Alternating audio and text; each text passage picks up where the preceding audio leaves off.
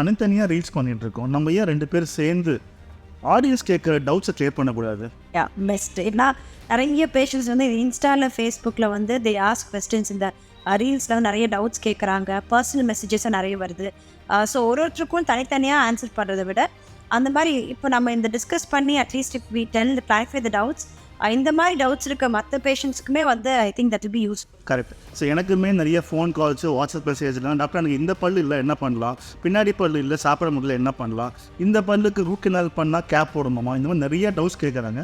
So நம்மளே அவங்க doubts எல்லாம் கிளியர் பண்ணுறதுக்கு இந்த மாதிரி ஒரு பாட்காஸ்ட் வழியாக பண்ணலாமா? ஸோ லேடிஸ் ஃபஸ்ட்டு கொஸ்டின் உங்கள்கிட்ட இருந்து. சரி, ஓகே. ஸோ நேற்று ஒரு பேஷண்ட் கேட்டிருந்தாங்கன்னா நீங்கள் போட்டது ரீல்ஸில், அதாவது எனக்கு ஒரு ஃபோட்டோ அனுப்பிச்சா கேட்டிருந்தாங்க, எனக்கு இந்த பல்ல ரீப்ளேஸ் பண்ணுறதுக்கு இம்ப்ளான்ட் பெட்டரா இல்லை க்ரௌன் பெட்டரா இல்லை கழட்டி மாட்ட மாதிரி டென்ச்சர் போட்டுக்கலாமா அப்படின்னு கேட்டிருந்தாரு. ஸோ அதுக்கு what is your opinion? Yes, ஒரு பல்லு இல்லை நிறைய பல்லு இல்லை அப்படின்னா ஃபஸ்ட்டு கண்டிப்பாக அதை ரீப்ளேஸ் பண்ணணும். ரீப்ளேஸ் பண்ணுறதுக்கான மெத்தட்ஸ் தான் டிஃப்ரெண்ட்டு, ஏதோ கழட்டி மாட்டுற மாதிரியோ இல்லை ஃபிக்ஸடாக போடுறதோ அப்படின்னு சொல்லிட்டு. பட் மோட்டோ கண்டிப்பாக ஒரு பல்லை எடுத்தாலோ இல்லை நிறைய பல்லு இல்லைனாலும் அதை ரீப்ளேஸ் பண்ணிடணும். ஏன்னா ஒரு பல்லு இல்லாமல் அவங்க பாட்டு இன்னொரு பக்கம் சாப்பிட்டுட்டே இருந்தேன், டாக்டர் நான் எப்பவும் போல ஒரு பக்கம் சாப்பிட்டுட்டே இருக்கிறேன் அப்படின்னு சொன்னாங்கன்னா அது தப்பு. எப்போயுமே 2 பக்கமும் சேர்ந்தாப்புல சாப்பிடணும். நல்லா மென்று முழுங்கினா மட்டும்தான் சாப்பாடு ஜீரணமாகும். ஸோ ஒரு பல்லு இல்லைன்னா 2 பல்லு இல்லைன்னா ஆப்ஷன்ஸ் நிறையா இருக்குது. ஃபார் எக்ஸாம்பிள் கழட்டி மாட்டுற மாதிரி ஏன் நிறைய பேர் விருப்பப்படுறது இல்லை அப்படின்னா, ஒன்று அது கொஞ்சம் ரீசனபிள் சீப்புன்னு சொல்லலாம். ஸோ அந்த பேஷண்ட்டுக்கு அவர் ஃபோட்டோ கூட அனுப்பிச்சிருந்தார் எனக்கு. அது என்ன அப்படின்னா, அவருக்கு முன்னாடி பல்லு இல்லை, ஆக்சிடெண்ட்டில் போயிடுச்சு அப்படின்னு சொன்னார். அவருக்கு ரீப்ளேஸ்மெண்ட் தான் இப்போ வந்து அவர் கேட்டது, எனக்கு கழட்டி மாட்டுற மாதிரி பெட்டரா இல்லை பிரிட்ஜ் போடுறது பெட்டரா இம்ப்ளான்ட் போடுறது பெட்டரா. ஃபஸ்ட்டு நம்ம பார்க்க வேண்டியது அந்த எவ்வளோ ஸ்டேஜ் அவைலபிளாக இருக்குது அப்படின்னு சொல்லிட்டு. இப்போ கழட்டி மாட்டுற மாதிரி தாராளமாக போடலாம், பக்கத்து பல்ல கலர் மேட்ச் கூட பண்ணலாம். ஆனால் என்னென்னா எவ்ரி டைம் ஒரு முன்னாடி பல்லுங்கிறதுனால எவ்ரி டைம் பேசும்போது நாக்கு படும்போது கலண்டு வரதுக்கான ஆப்ஷன்ஸ் நிறையவே இருக்குது. ஒரு மீட்டிங்கில் இருக்கும்போது திடீர்னு பேசும்போது கலந்து வந்து அவருக்கு ஒரு ஆக்வர்ட் சிச்சுவேஷனாக இருக்கும்ல. ஸோ அதுக்கு பெட்டர் ஆப்ஷன் பார்த்தீங்கன்னா ஃபிக்ஸடில் அகெயின் 2 ஆப்ஷன் இருக்குது. ஒன்று வந்து க்ரௌன் அண்ட் பிரிட்ஜுன்னு சொல்லுவோம். பக்கத்தில் இருக்கிற பல்ல சப்போர்ட் எடுத்து நம்ம பல்லு கட்டுறது.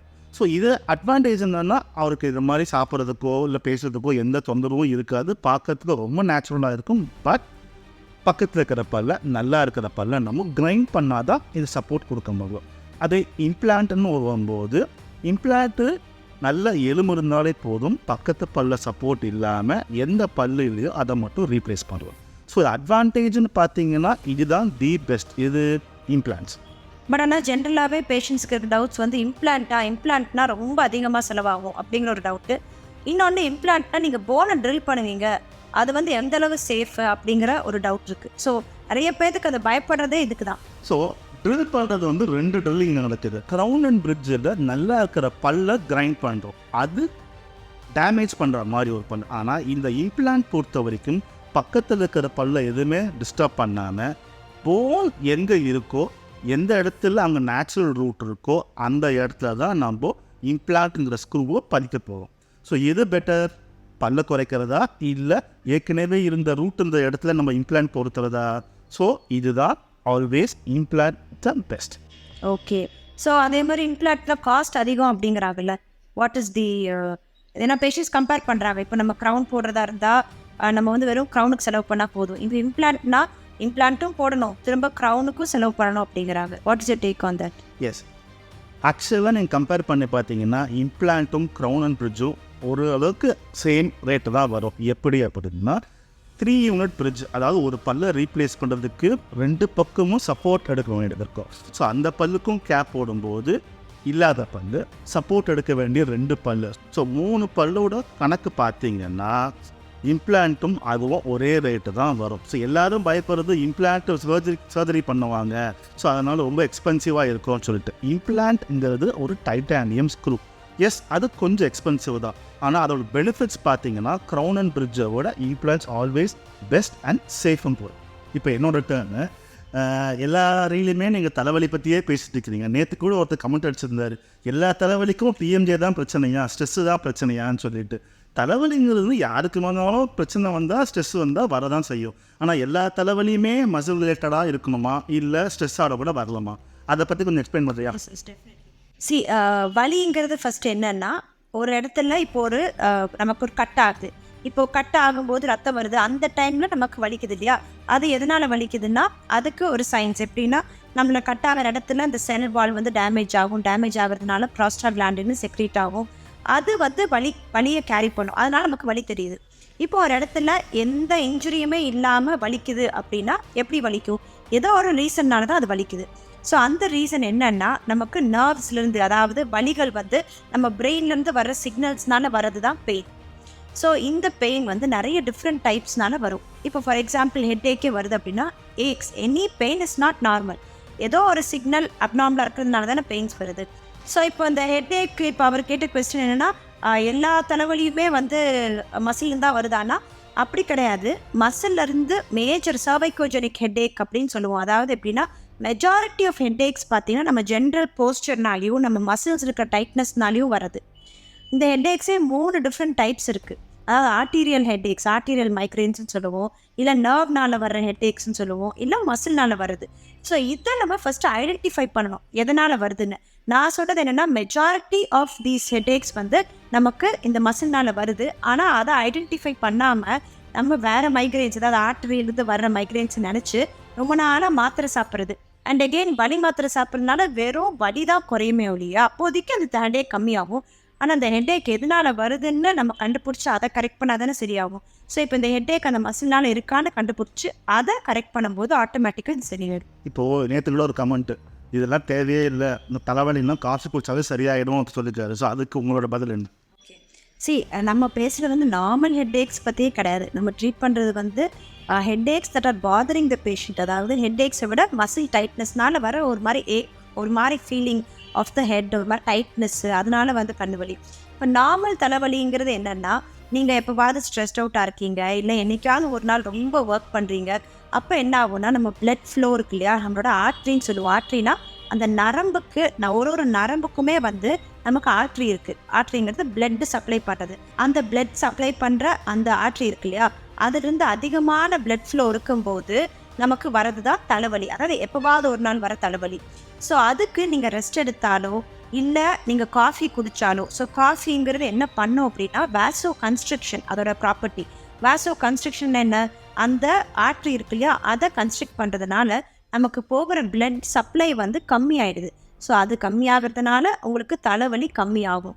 ஸோ இது வந்து என்னைக்காவது அந்த தலைவலிக்கு இது ஓகே. ஆனால் சிலருக்கு வந்து எவ்ரிடே அந்த ஹெட்ஏக்ஸ் இருக்கும், எவ்ரிடே அந்த பெயின்ஸ் இருக்கும். அது எதனால் வருது அப்படின்னா, இந்த மசில்ஸில் டைட் ஆகிறதுனால அதில் ட்ரிகர் பாயிண்ட்ஸ், நாட்ஸ் ஃபார்ம் ஆகிறதுனால வர வலி. ஸோ அந்த வலியும் இந்த வலியும் டோட்டலி டிஃப்ரெண்ட். ஸோ நேற்று கிளினிக் வந்து ஒரு பேஷண்ட் கேட்டார் இல்லையா, அதாவது நான் ட்ராவல் பண்ணுறேன், என்னால் வந்து இன்றைக்கி வர முடியும், அடுத்தது வந்து உடனே ஒரு வாரத்தில் வர முடியும், அதுக்குள்ளே எனக்கு இம்ப்ளான்ட் போட்டு பல்ல வச்சிடணும்னு கேட்குறாங்க. ஸோ இது பாசிபிளா? ஸோ அவர் சொன்னது என்னென்னா, நான் இன்னொரு கிளினிக் போய் கேட்டேன், அங்கே வந்து இம்ப்ளான்ட் போட்ட உடனேயே பல்லு வச்சிடுறாங்க, நீங்கள் ஏன் இத்தனை நாள் ஆகுதுன்னு சொல்கிறீங்கன்னு கேட்குறாங்க. ஸோ வாட் இஸ் இம்ப்ளான்ட் பொறுத்துன உடனேயே பல்லு வைக்கலாமா அப்படின்னா கண்டிப்பாக வைக்கலாம். ஆனால் எந்த இடத்துல எந்த பல்லை நம்ம ரீப்ளேஸ் பண்ணுறதை பொறுத்து இருக்குது. ஃபார் எக்ஸாம்பிள் கடிக்கிற பல், மோலாரோ இல்லை ப்ரீமோலாரோ லோட்ஸ் தாங்குகிற பல்லாக இருந்துச்சுன்னா நம்ம இம்ப்ளான்ட்டை பொறுத்திட்டு உடனே பல்ல வச்சோம்னா நம்ம இம்ப்ளான்ட்டை ஆறத்துக்கு நம்ம டைம் கொடுக்குறது இல்லை. ஃபார் எக்ஸாம்பிள் இம்ப்ளான்ட்டை பொறுத்திட்டு பல்லையும் உடனே கொடுத்துட்டோம்னா அடுத்த நாளே அவங்க சாப்பிட ஆரம்பிச்சிட்டாங்கன்னா அதை ஆறவே விடாது, லோட் ஆகிட்டே இருக்கும் அந்த பல். ஸோ அதனால் டெம்பரரியாக வேணால் நம்ம வேணால் கேப் கொடுக்கலாம். அதே ஃப்ரண்ட் டீத்தாக இருந்தால் அதை ஈஸ்தட்டிக் ரீசன், ஒருத்தர் பல்லு இல்லை, அவர் அடுத்த நாள் ஆஃபீஸ் போகணும், இல்லை ஒரு வாரத்தில் ஆஃபீஸ் போகணும். ஸோ அந்த மாதிரி இருக்கும் பட்சத்தில் நம்ம இம்ப்ளான்ட்டை பொறுத்திட்டு இல்லை நாங்கள் ஒரு 6 மாதம் கழிச்சு தான் பல்லு கொடுக்க முடியும்னா அது வாய்ப்பே இல்லை. ஸோ அந்த மாதிரி பேஷண்ட்டுக்கு இம்ப்ளான்ட் பொறுத்தின உடனே பல்லு கொடுக்கலாம். பட் கடவா பல்லோ இல்லை கடிக்கிற பல்லு கொடுக்கணும்னா பெஸ்ட் ஒரு 3 months ஆகுது வெயிட் பண்ணிவிட்டு லோட் பண்ணுறது தான் பெட்டர். ஆஃப்லேட்டாக அவனை கவனிச்சிங்களா, நிறைய பேஷண்ட்டு பல்லு வலியும் நம்ம கிளினிக்கு வராங்க. அந்த பல்லு வலியில் சார் நல்லா தான் இருக்குது பல்லு, ஆனால் உங்களுக்கு ப்ராப்ளம் மசில் பெயின் மாதிரி இருக்குதுன்னு உங்களுக்கு ரெஃபர் பண்ணுறேன். ஆனால் அவங்களுக்கு டவுட்டு இல்லை எனக்கு மசில் வலிலாம் இல்லை, பல்லு தான் வலிக்குது ரொம்ப நாளான்னு சொல்கிறாங்க. ஸோ அந்த மாதிரி பேஷண்ட்டை எப்படி இது பல்லு வலி இல்லை இது மசில் பெயின் தான்னு நம்ம வைக்கணும். ஆக்சுவலாக என்னென்னா, பல்லு வலி ஜென்ரலாக எல்லாத்துக்கும் தெரிஞ்சது, பல்லு பக்கத்தில் வலி இருந்தால் பல்லில் தான் பிரச்சனை இருக்கும்னு நினச்சிட்ருக்காங்க. ஸோ பல்லில் தாண்டி நான் ஆடோன்டோஜெனிக் பெயின்னு சொல்லுவோம். அதாவது பல்லில் பிரச்சனை அப்படின்னா ஃபஸ்ட்டு நாங்கள் பார்க்குறது கண்டிப்பாக பல்லு தான். அதான் பல் ஏதாவது சொத்து இருக்கா, இல்லை சுற்றி இருக்கிற கம்ஸில் ஏதாவது பிரச்சனை இருக்கான்னு. பட் அதில் இல்லை அப்படிங்கிற பட்சத்தில் வேறு எங்கேயாவது இருந்து பல்லுக்கு வலிக்கிற மாதிரி தெரியறதுக்கு வாய்ப்புகள் நிறைய இருக்குது. அதை தான் ரெஃபர்ட் பெயின் அப்படின்னு சொல்லுவோம். அதாவது ஃபார் எக்ஸாம்பிள் பல்லை சுற்றி இருக்கிற மசில்ஸ் பார்த்தீங்கன்னா இங்கே ஒரு மசில் இருக்குது, பெரிய மசில் மெசிட்டர்ங்கிற ஒரு மசில், இங்கே வந்து டெம்பராலஸ்ங்கிற ஒரு மசில் இருக்குது, இங்கே நெக் மசில் இருக்குது. ஸோ இந்த மசில்ஸில் ஏதாவது டைட்னஸ் இருந்தால் கூட, டைட்னஸ் ஆகி ஏதோ ஒரு ட்ரிகர் பாயிண்ட்னு சொல்லுவோம், அந்த மாதிரி இருந்தால் கூட அங்கே இருக்கிற பிரச்சனை பல்லில் வலிக்கிற மாதிரி தெரியும், பல்லு கூசுகிற மாதிரி இருக்கும். இப்போ பார்த்தீங்கன்னா லாஸ்ட் வீக் ஒரு பேஷண்ட் வந்திருந்தாங்க. அதான் இந்த ஏரியாவில் ஃபுல்லாக டைட்டாக இருக்குது, நான் வந்து நிறைய டாக்டர்ஸ்கிட்ட போயிட்டு அவங்க இது ஒன்றுமே உங்களுக்கு பிரச்சனை இல்லை, அது எப்படி டைட்டாக இருக்கும், இந்த பல்லு மட்டும் வலிக்கிற மாதிரி இருக்குன்னு நான் சொன்னால் நான் யாருமே நம்ப மாட்டேங்கிறாங்க, பல் நல்லா தான் இருக்குது அப்படிங்கிறாங்க அப்படின்னால. ஸோ மெயினாக அது பார்த்திங்கன்னா அந்த பேஷண்ட்டுக்கு நம்ம ட்ரீட்மெண்ட் எந்த மசிலேருந்து எங்கே வருதுன்னு பார்த்து அதை ட்ரீட் பண்ண உடனேயே பல்லு வலி சரியாயிடுச்சு. ஸோ இது எல்லாமே எங்கேருந்து வருதுங்கிற ஐடென்டிஃபை பண்ணுறது தான். ஸோ பல்லு வலி இருந்தால் பல்லில் தான் பிரச்சனைன்னு அவசியம் இல்லை, இது வெளியே இருந்தும் வரத்துக்கு வாய்ப்புகள் இருக்குது. எப்படி ஒருத்தங்களுக்கு ஹார்ட் அட்டாக் வரும்போது தோள்பட்டை வலிக்குதோ அதே மாதிரி தான் நமக்கு வேறு ஏதாவது ஒரு இடத்துல பிரச்சனை இருந்துச்சுன்னா பல்லு வலிக்கிறதுக்கு வாய்ப்புகள் இருக்குது. ஸோ பல்லு வலின்னு வந்தால் ஃபஸ்ட்டு பல்லை செக் பண்ணுறோம், பல்லு நல்லா இருக்குது. அடுத்தது கம்ஸை செக் பண்ணுறோம், கம்ஸும் நல்லா இருக்குது. ப்ளஸ் அடிஷ்னலாக எக்ஸ்ரேவும் எடுத்து பார்க்குறோம். எக்ஸ்ரேலையும் அந்த பல்லில் எந்த தொந்தரவும் இல்லாத பட்சத்தில் அவங்களுக்கு வலி இருக்குன்னா அது கண்டிப்பாக மசில் பெயினாக இருக்கலாம். ஸோ அதுக்கான ட்ரீட்மெண்ட் கண்டிப்பாக எடுக்கணும். எஸ், அதாவது மசில் பெயினாக மட்டும் இல்லை, எகெயின் அதை சுற்றி இருக்கிற ஸ்ட்ரக்சர்ஸை பார்க்கணும். சம்டைம்ஸ் சைனஸ் இன்ஃப்ளேம் ஆயிருந்தால் கூட அந்த பல்லு வலிக்கும். சம்டைம்ஸ் இயர் இன்ஃபெக்ஷன் இருந்தால் கூட அந்த பல்லு வலிக்கிற மாதிரி இருக்கும். ஸோ நம்ம பண்ண வேண்டியது சுற்றி இருக்கிற எல்லா ஸ்ட்ரக்சர்ஸையும் பார்க்கணும். ஸோ அது மசில் பெயின் தான் இருக்கும்னு நான் சொல்லலை, ஆனால் அந்த பல்லில் பிரச்சனை இல்லைன்னா சுற்றி இருக்கிற எந்த ஸ்ட்ரக்சர்ஸ்லேருந்து வேணால் அங்கேருந்து பல்லுக்கு வரத்துக்கு வாய்ப்புகள் இருக்குது. இப்போ நானே வந்து இன்ஸ்டாகிராமில் ஒரு டிபேட் பார்த்தேன். அதாவது ரொம்ப கான்ட்ரவர்ஷியல் கொஸ்டின் இது. ஆஃப் லேட் ரூட் கெனால் பண்ணுற எல்லா பல்லுக்குமே நம்ம கேப் போடணுமா? கண்டிப்பாக அவசியம் இல்லை. எப்போ இந்த கேப்பு தேவைப்படுது, அதுக்கு முன்னாடி ஃபஸ்ட்டு ரூட் கெனால் பற்றி நம்ம பேசுவோமா? ரூட் கெனாலுங்கிறது பல்லு சொத்தை டீப்பாக போய் பல்லோட நரம்பை தொடும்போது தான் இந்த பல்லு கூசுறது, வலிக்கிறது, இன்ஃபெக்ட் ஆகிறதுலாம் நடக்கும். ஸோ அந்த சொத்தை எந்த எக்ஸ்டென்ட்டில் இந்த பல்லை பாதிச்சிருக்குங்கிறத பொறுத்து தான் நம்ம கேப்பு தேவையில்லையான்னு நம்ம பார்க்கணும். இப்போது ஒரு சொத்தை ஒரு சின்னதாக ஒரு என்ட்ரி பாயிண்ட் மட்டும் குட்டியாக போயிட்டு உள்ளே லைட்டாக அரிச்சிருக்கு, ஆனால் டீப்பாக போயிட்டு பல்லோட நர்வ் வரைக்கும் போயிடுச்சு அப்படின்னா அதை ரூட் கெனால் பண்ணிவிட்டு கேப் போடாமல் கூட விடலாம். ஆனால் நம்மக்கிட்ட வர பேஷண்ட்ஸு ரொம்ப லேட்டாக சொத்தையெல்லாம் வந்து பாதி பல் போனதுக்கப்புறம் தான் நம்மக்கிட்ட வராங்க. ஸோ இன்னொரு செட் ஆஃப் கேஸ் எப்படி அப்படின்னா பாதி பல்லுக்கு மேலே போயிருக்கோம். ஸோ மிச்சம் 50% பல்லு தான் இருக்குதுன்னு வச்சுக்கோங்க. ரூட் கெனால் பண்ணும்போது நம்ம இன்னும் கொஞ்சம் அந்த நர்வ் ஆக்சஸ் பண்ணுறதுக்காக இன்னும் கொஞ்சம் லைட்டாக கிரைண்ட் பண்ண வேண்டியது. ஸோ ரூட் கெனால்லாம் முடிச்சுட்டு மிச்சம் பல்லு எவ்வளோ இருக்குதுன்னு பார்த்தோம்னா ஒரு 20 to 30% தான் இருக்குதுன்னா அந்த பல்லுக்கு கண்டிப்பாக ஸ்ட்ரென்த் இருக்குது. ஸோ ஸ்ட்ரென்த் எப்படி வரும்? திரும்பவும் பல்லை பில்ட் பண்ணணும்.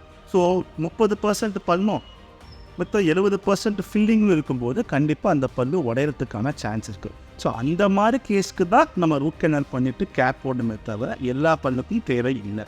அண்ட் சில சொத்தைகள் ரொம்ப இருக்குது, அண்ட் ஏற்கனவே ரூட் கெனால் பண்ணிவிட்டு திருப்பி ரீரூட் கெனால் பண்ணும்போது கொஞ்சம் கொஞ்சமாக அந்த பல்லோட ஸ்ட்ரென்த்து கம்மியாகும் போது நம்ம கேப் போடணும். ஸோ நாட் நெசசரி எல்லா பல்லுக்கும் கேப் போடணும்னு அவசியம் இல்லை. ரூட் கெனால் பண்ணி கலர் அந்த பல்லுக்கு மாறினா மட்டும் கேப் போட்டால் போதும், இல்லை ஸ்ட்ரென்த்து கம்மியாக இருக்குன்னா கேப் போட்டால் போதும். ஸோ மோஸ்ட்லி கன்சர்வேட்டிவாக ரூட் கெனால் பண்ணிவிட்டு கொஞ்சோண்டு சொத்தை மட்டும் தான் இருக்குன்னா அதை ஃபில் பண்ணாலே அந்த பல்லோட லைஃப் நல்லா. வாட்ஸ்அப்பில் ஒரு மெசேஜ், ஒரு பேஷண்ட்டு எக்ஸ்ரே மட்டும் அனுப்பிச்சிருக்காப்புல, எனக்கு டிஎம்ஜே பெயின் இருக்கிற மாதிரி இங்கே டவுட் இருக்குது, டாக்டர்கிட்ட போனேன், இந்த விஸ்டம் டீத்தில் எடுக்க சொல்லியிருக்காங்க அப்படின்னு சொல்லிட்டு. ஸோ விஸ்டம் டீத் எடுத்துட்டா இந்த டிஎம்ஜே பெயினோ நீங்கள் சொல்கிற ஹெட்ஏக்லாம் சரியாயிடுமா?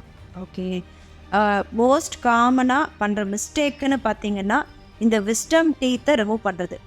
விஸ்டம் டீத்துங்கிறது அது பாட்டுக்கு அது முளைக்க போகுது, அதாவது 18 இயர்ஸ் to 25-30 இயர்ஸுக்குள்ளே முளைக்குது. முளைக்க முடியலை அப்படின்னா அது உள்ளேயே இருக்கும்.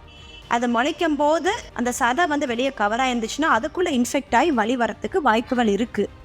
ஆனால் எல்லா வலியும் அந்த சைடு இருக்க எல்லா வலியுமே இந்த விஸ்டம் டீத்துனால தானா? இல்லை.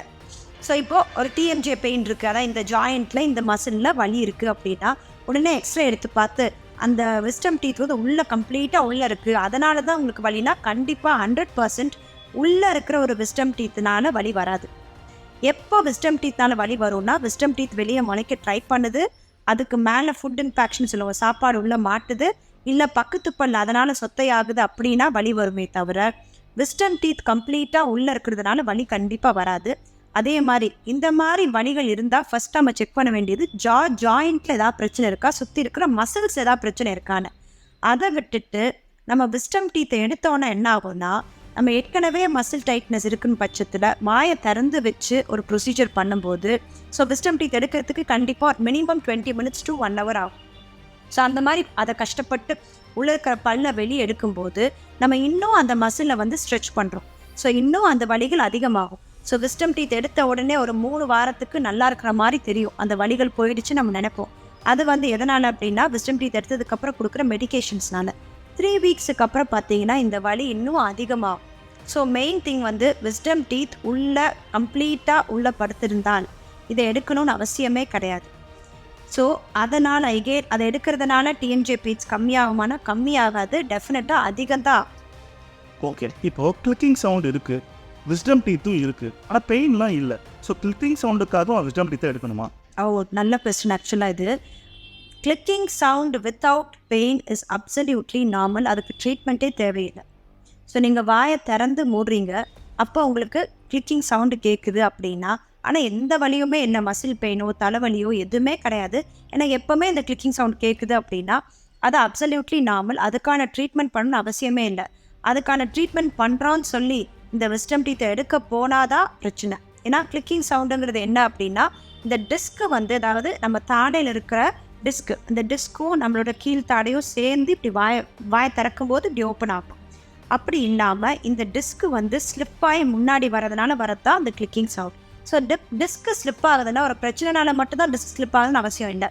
இப்போ சிலர் ஹைப்பர் மொபைலாக இருப்பாங்க. அதாவது அவங்களுக்கு இருக்கிற ஜென்ரலாக நமக்கு பாடியில் இருக்க கொலாஜன்ங்கிற ஒரு ஸ்ட்ரக்சரே வேறு மாதிரி இருக்கும். அப்போ என்ன ஆகும்னா, நமக்கு ஜென்ரலாகவே மொபிலிட்டி ஜாஸ்தியாக இருக்கும். அதாவது நம்ம பெண்ட் பண்ணுறது, இப்படி நம்ம இந்த மாதிரி பெண்ட் பண்ணும்போது கையை ஜாஸ்தி பெண்ட் பண்ணுறது இதெல்லாம் இருக்கும். இதே தான் நம்ம ஜாயிண்ட்லேயும் நடக்குது.